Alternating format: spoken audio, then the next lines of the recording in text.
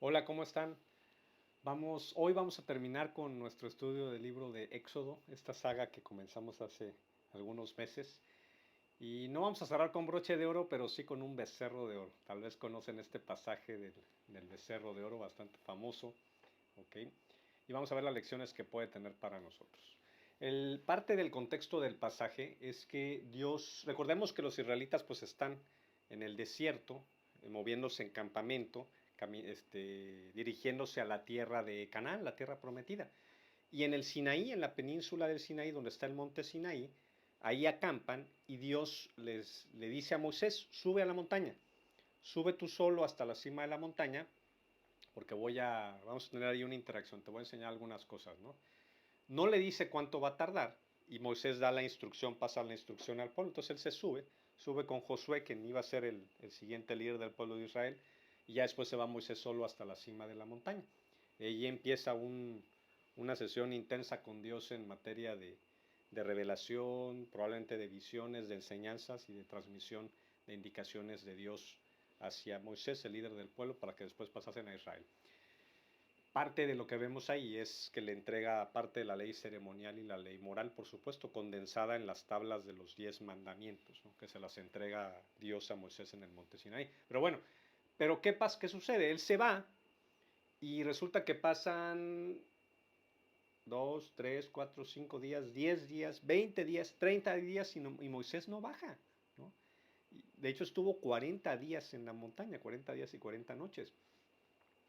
Y sucede con el pueblo de Israel lo que puede suceder y que seguramente si tú caminas con Dios va a suceder en tu vida, ¿no? Que de repente te encuentras en un desierto, no solo en un desierto, sino la voz de Dios se calla. Te estacionas en una situación que no es nada sencilla, que no puede implicar dolor, puede ser una prueba bastante complicada, y encima de todo Dios deja de hablar, o pareciera ser que él, pum, de repente se va, como si se tomara unas vacaciones, ¿no? Y te encuentras con que tu oración no tiene respuesta, con que incluso la Biblia se puede tornar un poco opaca, es decir, no hayas tampoco ahí dirección. Y pareciera ser que entras en un impasse en donde, pum, no ves avance, ¿no? Y repito, puede ser en medio de una prueba complicada y pareciera ser que cuando más necesitas a Dios, Él brilla por su ausencia, ¿no? Y eso es bastante común en la vida del creyente porque resulta que estas sesiones de estar estancados en el desierto con el silencio de Dios es porque Él tiene que trabajar algo en tu carácter, ¿no? Él tiene que trabajar paciencia en nosotros, pero sobre todo tiene que pulir nuestra fe, porque nuestra fe muchas veces se pule en la espera, ¿ok? Cuando nosotros esperamos en Dios y no hay respuesta y tarda la respuesta en venir, porque finalmente llega, ¿no? Quizás no de la forma en que uno espera, pero siempre llega la respuesta y regresa la lluvia, ¿no? Regresa la lluvia al desierto y sales de ese desierto. Tienes de dos cuando atraviesas un desierto de este tipo, ¿no? Una, mantenerte en el camino de la fe y decir, pero Dios es bueno, ¿no? Me lo ha mostrado antes, me lo ha mostrado en la cruz, sé que Él me ama, que Él quiere lo mejor para mí. Si está en silencio ahorita o si no veo claramente cuál es su indicación, cuál es su guía, tendrá sus razones, ¿no? Es confiar en Él, confiar en que Él es bueno en su carácter y dejar que Él trabaje y confiar en que Él está trabajando, ¿no? Como con el pueblo de Israel es lo mismo, ¿no? Ellos no ven, no escuchan a Dios. Moisés es la voz de Dios, para fin práctico aquí, ¿no? Porque Él es el único canal que bajo el antiguo pacto, recordemos, lo dijimos la vez pasada, funcionaba por medio de intercesores, ¿no? De sacerdotes. Y Moisés es el gran intercesor del pueblo de Israel. Entonces él es el canal hacia Dios. Y si Moisés no está, no se escucha de Dios, al menos en estos tiempos, ¿no? Pero Dios está trabajando. No podemos ver eso, pero Él está trabajando. Él está dando indicaciones a Moisés para el pueblo, para bendecir al pueblo. Le está revelando su ley ceremonial, su ley moral, cosas que vienen buenas para Israel, ¿no? Pero no lo puede ver el pueblo que está abajo, ¿no? Que está en silencio aparentemente, ¿no? Y ahí, repito, este pasaje ilustra dos alternativas, ¿no? Una es confiar en Él, mantenerte en medio de la prueba y confiar en que Él va a responder, finalmente va a hablar y se va a revelar, ¿no? Y eso siempre, después de un periodo desértico así como este, tu fe da un brinco, ¿no? Porque imagínate que estás en estos periodos, siempre hay duda, ¿no? ¿Qué pasará en verdad, Dios? ¿Cuánto más va a tardar? realmente cuál va a ser el resultado de todo esto, ¿no? La situación está empeorando, la circunstancia está cada vez más grave y pareciera ser que el nivel del agua está subiendo, ¿no? Y el calor está subiendo. Pero cuando finalmente él irrumpe y él responde y él aparece, tu fe da un brinco, ¿no? Porque es como después de estar incubando estas dudas, vuelves a confirmar que Él está ahí, que Él nunca se fue, que Él estuvo trabajando y normalmente tu conocimiento de Dios das un paso más avanzado, que es donde Él te quería llevar, ¿no? Volviendo a refrendar tu confianza en Él, ¿no? Es como recibir un baño, un cubetazo de agua fresca después de que has estado en un desierto ardiente, ¿no? Te renueva completamente, te despierta hacia lo que deba venir hacia adelante. Y es muchas de las formas en las que Dios trabaja es así, por medio de las pruebas o por periodos de espera, en donde Él pule nuestra paciencia y nuestra fe. Y la segunda alternativa, también desgraciadamente, bueno, yo creo que es la más común, ¿no? Que sucede con muchas personas, muchos cristianos, que pierden la fe, abandonan el caminar de la fe porque, repito, llega un punto donde dicen, no, Él no va a responder, Él ya no está, ¿no? O o él no le interesa, ¿no? Empieza la duda, empiezan a disminuir nuestra fe, nuestra confianza en él y a pensar, pues él no es bueno porque no le intereso, porque observa que estoy sufriendo en la situación en la que estoy y no me responde y pareciera ser que no me escucha. Es más, no sé ni siquiera si me ha escuchado, ¿no? Y pareciera ser que todo lo bueno anterior se olvida. Como el pueblo de Israel aparentemente olvida, al menos momentáneamente olvida, todos los milagros que le vieron hacer, ¿no? Todas las maravillas que vieron hacer, vieron que Dios partió el mar rojo, por amor de Dios, ¿no? Pero eso, a la luz del dolor y la circunstancia actual, parece ser que se esfuma. Y siempre está el riesgo que un cristiano pierda su caminar, ¿no? Que ya no quiere saber de este Dios, ¿no? Que la oración no se respondió nunca como él esperaba, ¿no? O nunca esperó a ver la respuesta quizá diferente que tenía Dios para él, para ella, y se abandona al caminar con Dios y la fe se cae, ¿no? Y al final de cuentas es una expresión más de que el tema con Dios siempre está la libertad al centro, ¿no? Él te da siempre la libertad para que tú elijas, para que tú decidas. Te da los elementos para pasar por en medio de la prueba del desierto, pero al final de cuentas tú siempre vas a decidir qué es lo que quieres. Él no te va a arrastrar, no te va a ir a la fuerza. Siempre te va a poner el poder de decisión de si quieres confiar en Él y seguirlo o no. Y bueno, pues aquí Israel tropieza terriblemente, vemos en el versículo 1, estamos en el capítulo 32, dice, cuando los israelitas vieron que Moisés tardaba tanto en bajar del monte, se juntaron alrededor de Aarón, Aarón recordemos es el hermano de Moisés, el sumo sacerdote de Israel, y le dijeron, vamos, haznos dioses que puedan guiarnos. No sabemos qué le sucedió a ese tipo, Moisés, a ese tipo. Moisés, el que nos trajo aquí desde la tierra de Egipto. Y esta es una joya, ¿no? Aarón, haznos dioses, créanos unos dioses. Se dice que el ser humano es racional, y sí, evidentemente que tenemos la capacidad de razonar, pero yo pongo en duda qué tan racionales somos, ¿no? Que a veces es tanto el tema, la emoción siempre le gana a la razón, lo he venido repitiendo, y aquí lo ilustro una vez más, ¿no? Haznos dioses. ¿De cuándo acá los dioses se hacen, no? Es un, es un concepto antagónico completamente. Si es Dios, si hay un Dios, es porque este Dios existe fuera de ti y te antecede a ti y te trasciende a ti. Pues eso esperaría que ese es el concepto que tenemos de Dios, ¿no? Algo que es mayor que nosotros, alguien que es mayor que nosotros, ¿no? Que es que nos antecede, que nos rebasa, ¿no? ¿Cómo tú vas a crear a un Dios? Y es la instrucción que el pueblo le está dando. Haznos un Dios para que nos guíe. Y aquí se invierte el papel, ¿no? Entonces ahora resulta que Dios, el creador, pasa a ser la criatura. Y la criatura pasa a ser el creador, el que inventa este Dios, el que crea este Dios. Es un acto tan irracional. Hay un pasaje espectacular en Isaías donde se registra esto. Te recomiendo mucho que lo leas porque dice Dios, ¿cómo es posible que ese hombre que fue a talar un tronco de madera, agarra un poco de la leña y con eso calienta su comida y con lo que le quedó crea un ídolo y se arrodilla ante él y le dice, tú eres mi Dios, con la misma madera con la que calentó su comida? Y retrata el acto quizás supremo de racionalidad humana, ¿no? Pensar que nosotros tenemos el rol de Dios y que en realidad Dios es una criatura, ¿no? Y aquí se ejemplifica de mejor manera todavía más adelante porque le dicen a Aarón, le dan oro, ¿no? Para que haga al ídolo este. Y dice, y Aarón lo moldeó hasta darle la forma de un becerro. Es decir, a tu gusto, ¿no? A tu imagen. Moldeamos a Dios de una manera que, en este caso un becerro, ¿por qué? Porque a semejanza de la cultura egipcia, ¿no? Que adoraban a muchos animales, muchos dioses en forma de animales. No es de extrañar que le dé la forma de un becerro cuando vienen de Egipto, ¿no? Hay toda una tradición y algo con lo que se sienten identificados ellos. ¡Pum! Aquí está su Dios, ¿no? Algo que les cuadra más o menos en su entendimiento. Y es justo lo que hacemos nosotros, ¿no? Nosotros inventamos dioses, ídolos en realidad, porque son dioses que no existen, y les damos la forma con las que nos sentimos identificados, que nos gustan, que nos hace sentir cómodos, ¿no?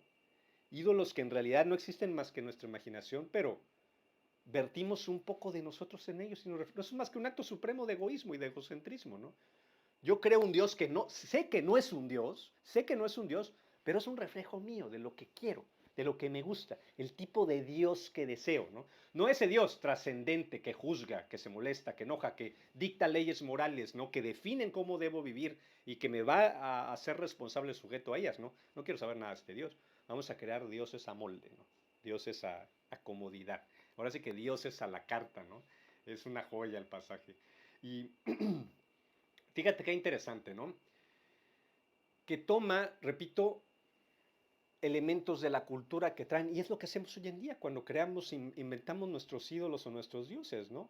¿Cuáles son los becerros de oro? Porque ¿qué le da forma de un becerro de oro? Los becerros de oro de hoy en día, de la cultura de hoy en día, pues la fama, ¿no? La fama fácil probablemente, el dinero, el éxito, la imagen, la belleza, no lo sé, tantos ídolos que creamos que son populares en nuestra cultura, que son cosas que nos atraen, a final de cuentas son cosas que brillan, que nos llaman la atención, ¿no? Es de oro, les llama la atención algo bonito, brilloso, es lo mismo con nuestros ídolos, cosas que aparentemente se ven bien, ¿no? Que prometen, que brillan, que relucen, pero como vamos a ver, que llevan a muerte, ¿no?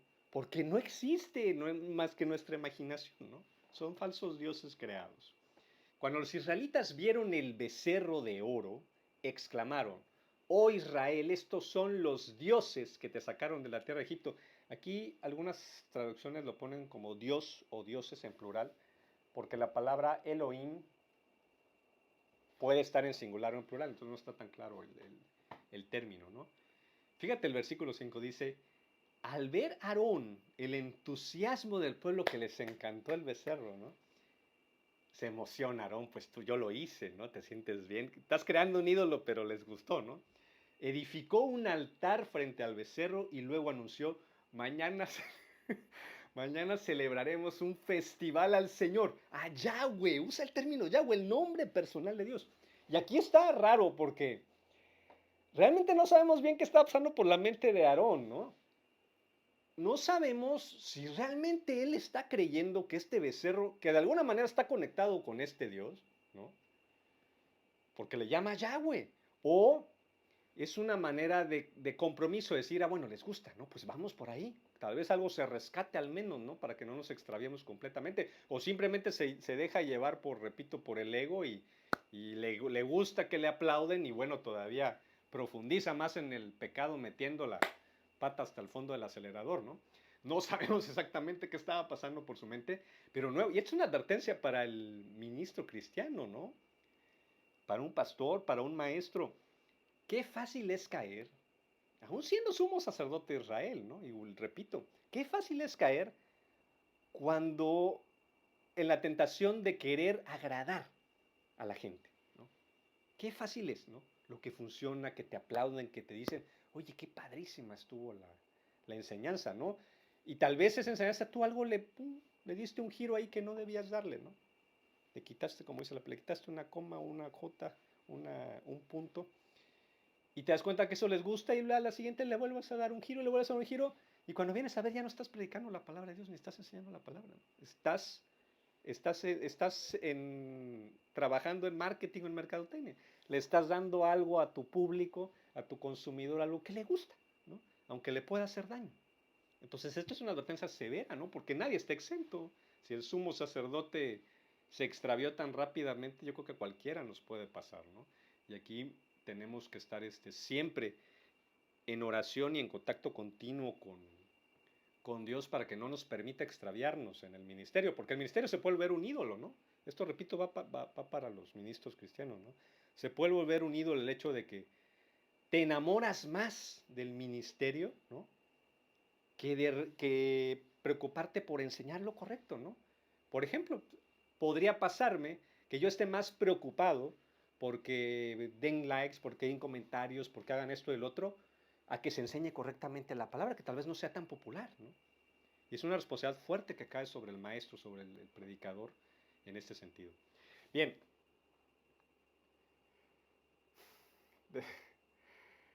otro punto importante, ¿no? Qué fácil es que esta tendencia constante, clara en todas las latitudes y en todos los tiempos de la humanidad, de querer volver lo abstracto a hacerlo concreto, algo bajarlo a nuestro nivel, ¿no? Nos cuesta entender, nos cuesta entender la naturaleza de este Dios. Es un Dios infinito. ¿Cómo es que es infinito? No lo puedo, yo no sé ustedes, ¿no? Pero cuesta trabajo entender un ser infinito, que no tiene no empieza, no acaba realmente, ¿no?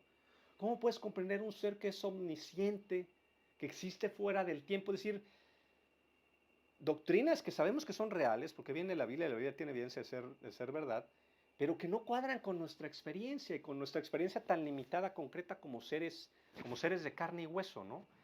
Y entonces los seres humanos tenemos esta tendencia de querer bajar a Dios a un nivel que podamos no solo experimentarlo, porque puedes experimentar al Dios infinito y trascendente en una relación íntima con Él, pero normalmente lo que queremos es manipularlo, tener control, ¿no?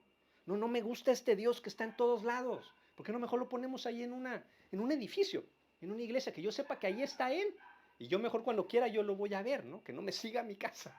O ¿por qué no un Dios? Hacemos una imagen de este Dios, que yo la pueda cargar, que lo vea que es más pequeño que yo, ¿no? O que está inmóvil, no lo sé. Esta tendencia de querer volver concreto lo abstracto y bajarlo a nuestro nivel. Y Dios claramente dice que esto está mal, ¿no? El Dios de la Biblia fíjate, la Biblia es el único texto sagrado que prohíbe expresamente hacer imágenes o representaciones de este Dios. Porque se nos dice que este Dios es demasiado trascendente, infinito y completamente trascendente como para querer reducirlo a una imagen creada por seres humanos. Por eso se prohíbe expresamente, ¿no? Y solo en la Biblia encontramos esta prohibición.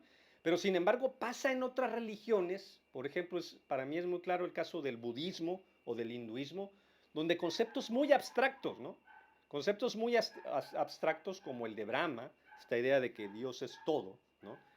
Al final de cuentas siempre terminan los seres humanos formando esculturas o imágenes y lugares sagrados o cosas sagradas que se pueden tocar ante las cuales se inclinan, ¿no?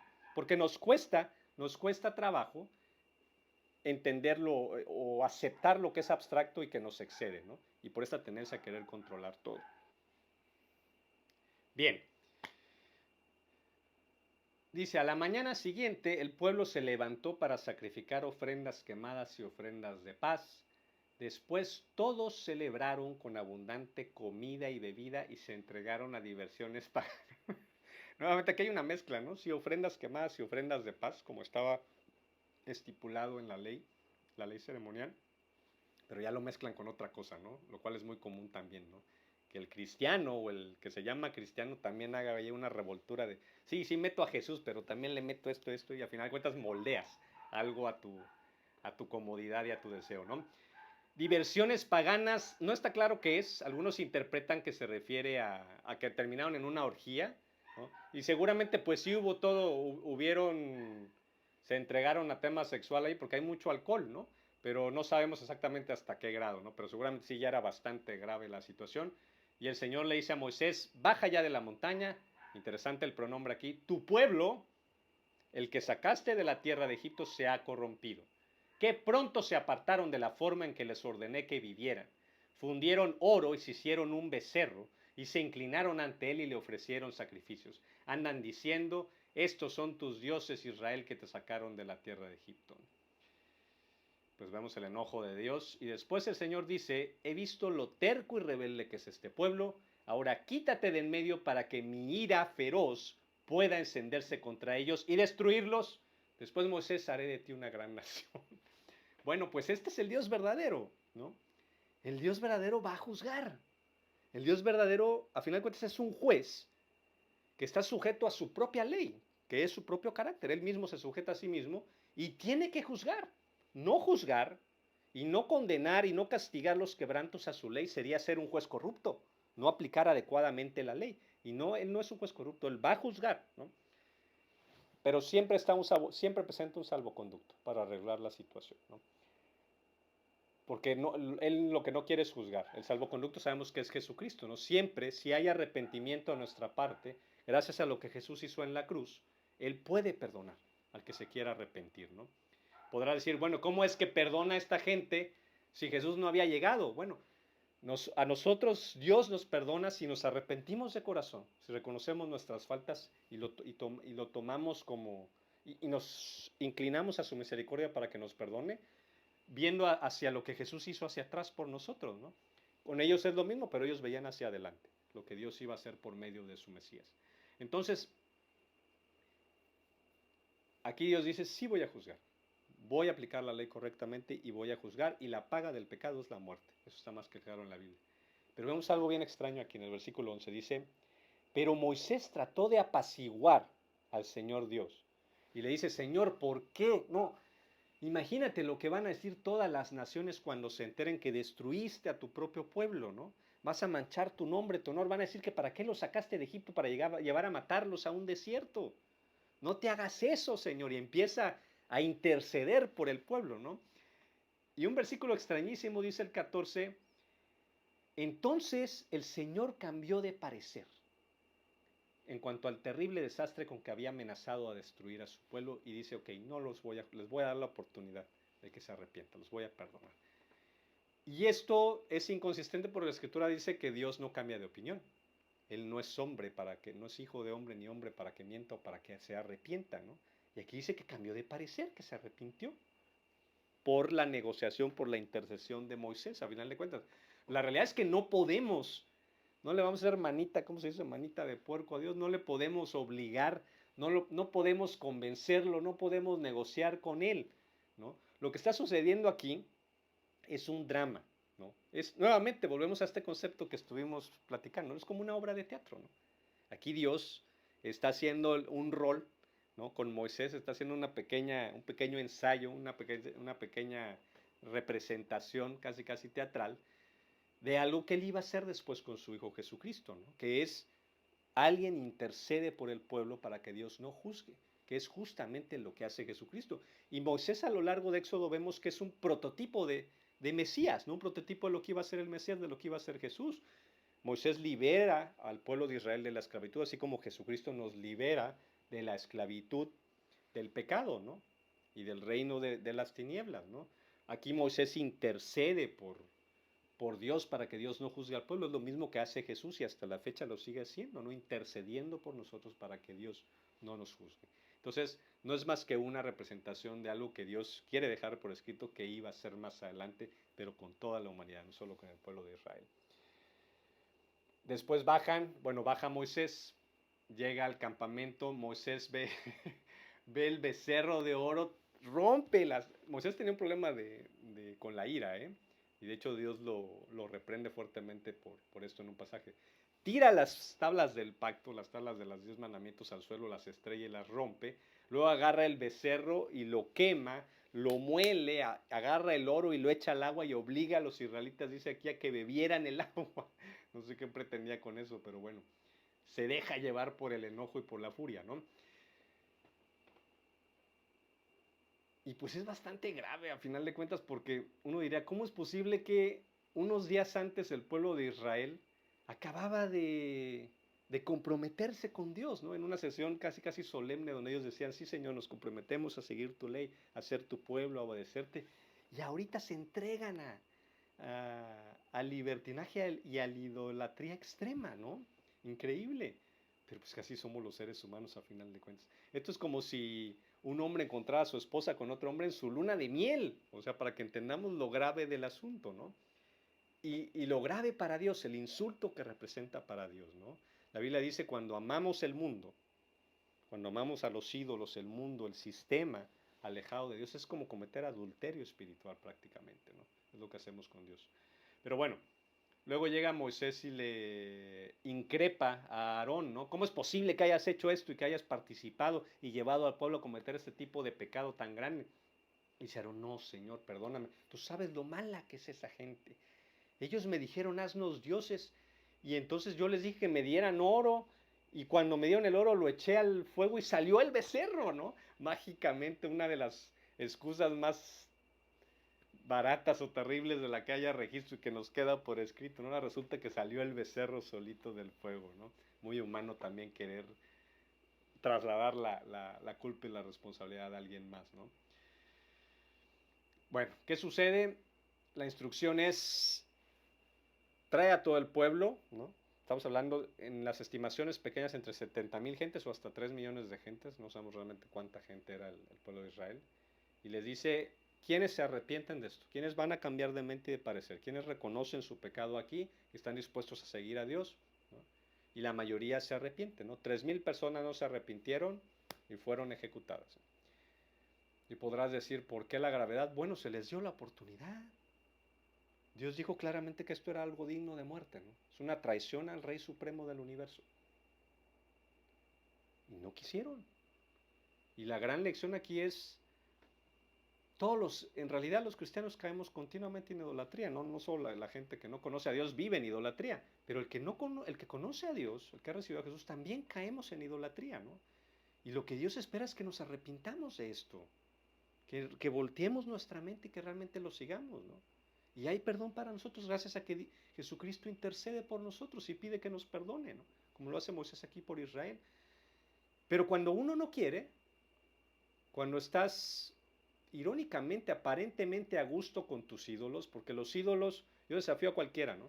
Piensa cuáles son los ídolos a los que normalmente te inclinas y caes en episodios estos como el becerro de oro, seas cristiano o no, ¿eh? O seas creyente o no en el Dios de la Biblia. Y pregúntate si estos ídolos realmente te han entregado lo que aparentemente te prometen.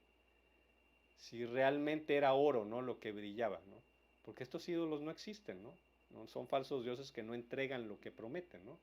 Y lo único que quiere Dios es que nos arrepintamos, que vengamos a un momento de racionalidad, digamos, te voy a seguir, Señor. Tú eres el Dios verdadero. ¿No? Quiero estar contigo, quiero abandonar mis ídolos, mis falsos ídolos, quiero destruir y moler estos falsos ídolos dorados. Entonces, pero si tú no quieres, si tu respuesta es una negativa, Dios va a honrar eso, ¿no? Pero vas a tener que asumir las consecuencias de violar una ley del Dios creador infinito que impera en su universo, ¿no? Su ley moral. Y tendrás que venir a cuentas con eso. Entonces, a final de cuentas, es un acto también supremo de libertad. Decidir si queremos o no queremos estar con este Dios, ¿no? Y Él va a honrar esa decisión cualquiera que sea. Fíjate que en el capítulo siguiente, en el capítulo 33, se dice que Moisés hablaba cara a cara con Dios, como se habla con un amigo, ¿no? Y algunos le llamaban amigo de Dios. Y podríamos pensar que la historia de Moisés y el ministerio de Moisés, pues es espectacular, ¿no? El hombre más reverenciado por los judíos, que hizo cosas espectaculares, que vivió cosas increíbles con Dios y que se le llama todavía amigo de Dios, ¿no? Que hablaba con Dios cara a cara. Pero lo más increíble es que para el cristiano, la relación que uno puede tener con Dios para el cristiano es mayor que la que tenía Moisés con Dios, ¿no? Porque cuando en esta época, en este nuevo pacto, en el nuevo pacto firmado con la sangre de Jesús, el pacto con la iglesia, Dios puede venir a vivir en ti, ¿no? Ya no de lejitos como hacía con Moisés, ¿no? Te puedes acercar a Él y Él viene a vivir en ti, a generar una relación tan íntima como ninguna otra vas a poder tener, ¿no? Porque ni con tu esposo o tu esposa vas a tener una intimidad tan grande como con Dios, ¿no? Porque Él viene dentro de ti de manera permanente. Y se genera una relación, una amistad espectacular con la mejor persona del universo, que es lo que Él quiere con todos nosotros, ¿no? Entonces, a nosotros se nos llama en el nuevo pacto a tener algo mejor de lo que vio Moisés, ¿no? Y hacer cosas más grandes, incluso las que hizo Moisés, aunque te pueda costar trabajo creerlo, ¿no? Porque tenemos al Espíritu Santo, al que levantó a Jesucristo de los muertos, al que creó al universo, viviendo dentro de nosotros, ¿no? Y lo que sea voluntad de Dios trabajar por medio de nosotros lo va a hacer si confiamos en Él. Yo te reitero esta invitación a forjar esta relación con Dios, a decir, bueno Señor, a hacer un acto de conciencia y decir, mis ídolos no me han pagado como prometían, como parecían, ¿no? ¿Por qué no voltear a ver al Dios verdadero? ¿Por qué llegar a este acto de salud mental y decir, el Dios verdadero me puso aquí y puedo tener una relación con Él, ¿no? En vez de engañarme creando que puedo crear yo falsos dioses para estar en control de una situación que no mejora, o que no me paga, o que no me entrega lo que quiero, ¿no? Yo te invito a que hagas esto, y lo único que tienes que hacer es cambiar de parecer, como se dice aquí. Decir, ok, Señor, bueno, tal vez ya tuve suficiente de esto, ¿no? Si tú eres real, si realmente me ofreces esta relación, poder establecer esta amistad profunda, íntima contigo, yo lo acepto, ¿no? No te exige nada, no te pide nada, ¿no? Estamos en el pacto de la gracia y del perdón completo de Dios, y pasas a ser parte de su familia. Es lo único que tienes que hacer. Vamos a dejar hasta ahí el estudio de este libro. Vamos a continuar, vamos a empezar una nueva saga si gustan acompañarnos. Pues los invito a que se suscriban ahí, que compartan el mensaje, ya sea por medio del video, tú directamente. Si has conocido a este Dios maravilloso, pues háblale a la gente de él, ¿no? Porque lo necesitamos. Que Dios los bendiga.